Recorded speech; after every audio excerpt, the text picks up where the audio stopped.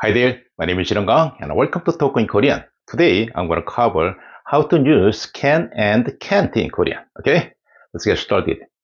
In English, we can use can when we are able to do something, and we use can't when we are not able to do something. In Korean, we say 할 수 있다 when we can do something, and 할 수 없다 when we cannot do something.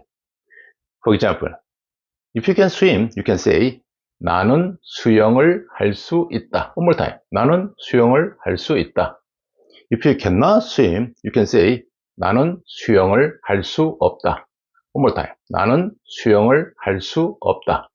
Here, 나 is the first person pronoun and 수영 means swimming.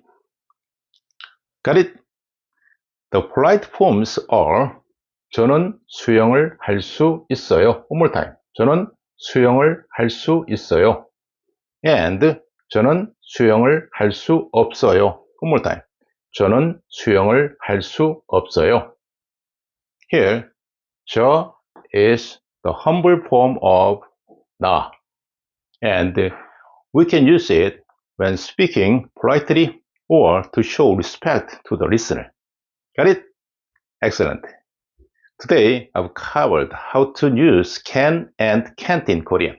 In the next lesson, you'll be learning how to use how many in Korean. Okay? Remember that. The key to learning Hangul quickly is practicing it as much as possible. A new video is going to be uploaded to this channel every week. If you like, click the subscribe and follow along. Thank you for watching today. See you again next time. 다음 시간에 또 만나요. 안녕.